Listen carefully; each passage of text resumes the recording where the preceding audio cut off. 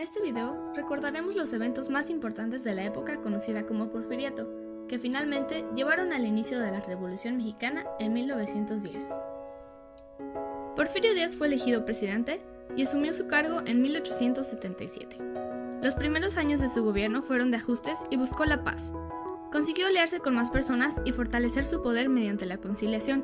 Por ejemplo, pactó con los caciques regionales y puso a sus hombres de confianza al mando del ejército.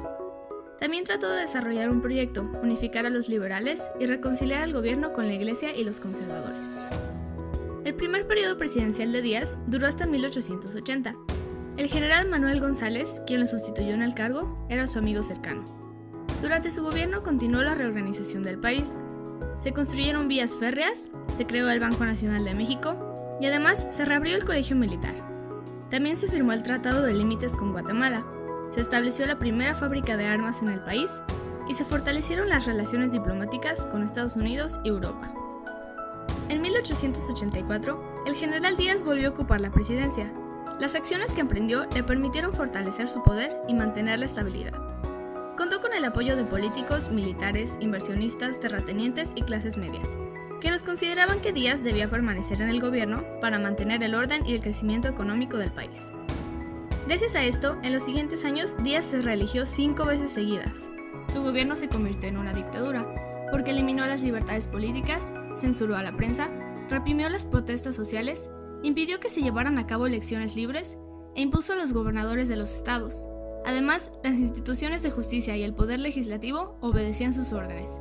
Esta etapa de la historia de México se conoce como Porfiriato. En el área económica, Porfirio Díaz buscó atraer inversiones extranjeras, para lo cual ofreció a los empresarios facilidades y ventajas para hacer negocios en México. La minería, la electricidad, el petróleo, la construcción de ferrocarriles, la producción de hilados y tejidos y en general las comunicaciones, es decir, teléfonos, telégrafos, bancos y puertos, fueron las principales actividades económicas de la época, y empresarios de Estados Unidos, Francia, Alemania y Gran Bretaña invirtieron en ellas.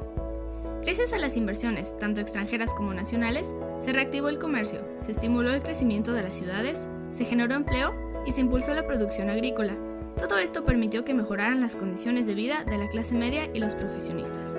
No obstante, los beneficios de esta prosperidad no llegaron a los otros sectores de la población, como campesinos, obreros, artesanos, jornaleros, pequeños comerciantes e indígenas. Hacia 1884, la inversión extranjera era de 100 millones de pesos, y para finales del Porfiriato se elevó 34 veces más. Al final del siglo XIX, empezó un proceso de modernización en nuestro país, debido al cual la vida en algunas ciudades tuvo cambios notables. En general, la tecnología transformó la vida y el paisaje de diversas regiones del país.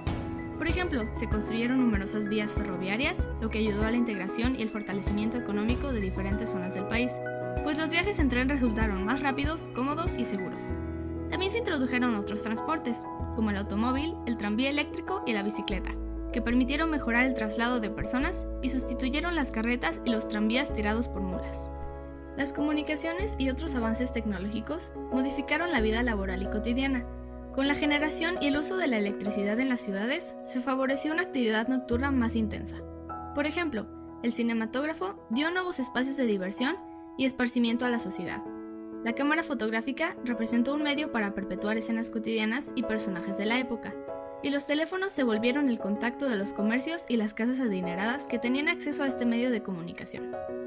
Sin embargo, la introducción de estos avances hizo más evidentes las desigualdades sociales en el país.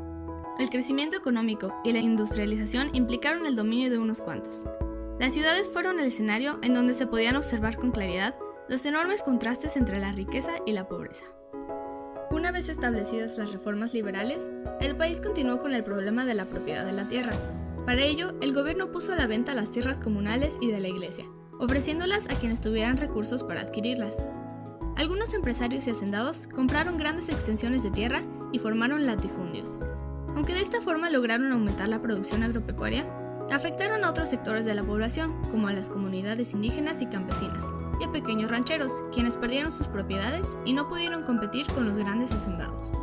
Esta situación provocó el descontento de gran parte de la población rural mexicana y dio pie a levantamientos campesinos en los estados de Veracruz, Hidalgo, Valle de México, Chihuahua, San Luis Potosí, Nayarit, Sonora, Guerrero, Oaxaca, Chiapas y Yucatán, los cuales fueron reprimidos con violencia. Unos cuantos mexicanos y algunos extranjeros eran los dueños de la tierra y las fábricas. En cambio, la mayoría de la población no poseía una parcela para sembrar ni podía trabajar de forma independiente por la falta de recursos.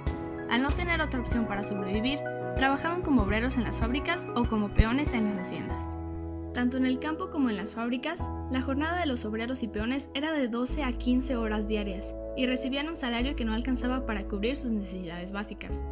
Con frecuencia se les pagaba con vales en lugar de dinero para comprar en las tiendas de raya, que era el lugar donde vendían a costos muy altos los alimentos básicos. Esta forma de pago los obligaba a solicitar préstamos por adelantado, que muchas veces los endeudaban de por vida. En las haciendas frecuentemente eran maltratados con golpes y castigos. Esta explotación era posible porque no existían leyes que protegieran a los trabajadores. Los mejores puestos eran para los extranjeros y se dejaba de lado a los trabajadores mexicanos. Ante esta situación, los obreros se organizaron en sindicatos y asociaciones para defender sus derechos. Utilizaron la huelga como recurso para exigir mejores condiciones de trabajo, pero estos movimientos fueron reprimidos por el gobierno porfirista. Entre las huelgas más importantes destacaron la de los mineros de Cananea, Sonora, en 1906, y la de la fábrica textil de Río Blanco, Veracruz, en 1907. Hacia finales del siglo XIX y principios del XX, se formaron distintos grupos políticos que exigieron elecciones democráticas. Asimismo, se fundaron periódicos opositores al gobierno, como El Hijo de Ahuizote, Excelsior y Regeneración. En 1908, Porfirio Díaz concedió una entrevista al periodista estadounidense James Krillman, en la cual afirmó que no pensaba competir en las siguientes elecciones presidenciales, pues consideraba que México estaba listo para gobernarse democráticamente, pero en realidad él no tenía la intención de abandonar el poder. Ese mismo año, Francisco I. Madero publicó su libro La sucesión presidencial en 1910, en el cual propuso crear un partido político que se opusiera a la reelección de Díaz. Al año siguiente, fundó el Partido Nacional Antirreeleccionista y se postuló a la presidencia de la República. Como candidato, viajó por el país para dar a conocer sus ideas políticas, destacando entre ellas su empeño en convertir a México en un país democrático, gobernado por la ley y donde los distintos grupos sociales vivieran en armonía. Madero obtuvo un gran apoyo durante su campaña electoral. Esto alarmó a Díaz, quien ordenó encarcelarlo bajo el cargo de sublevar a la población y de ultrajar a las autoridades. De este modo, las elecciones se realizaron mientras Madero se hallaba preso. Los votos a su favor fueron anulados, de modo que Porfirio Díaz volvió a ganar la presidencia. Madero logró escapar y protestó por esta situación por medio del Plan de San Luis, el cual convocaba a la población a levantarse en armas contra el gobierno. Su llamado encontró respuesta en diferentes regiones del país, en Chihuahua con Francisco Villa y Pascual Orozco, en Puebla con los hermanos Aquiles, Máximo y Carmen Cerdán, y en Morelos con Emiliano Zapata. Para principios de 1911, los levantamientos se extendieron exitosamente por diferentes regiones. En mayo, el general Díaz renunció a la presidencia y abandonó el país. Enseguida se realizaron elecciones libres, en las que resultó triunfador Francisco I. Madero. Y así fue como Porfirio Díaz finalmente se fue de México. Y todo parecía mejorar. Sin embargo, nuestro país siguió cambiando, y después de que Madero tomó el poder, se desató el conflicto civil más grande y mejor conocido que se ha dado en México, la Revolución de 1910. Muchas gracias por ver. Recuerda suscribirte a nuestro canal y nos veremos en el próximo video. ¡Adiós!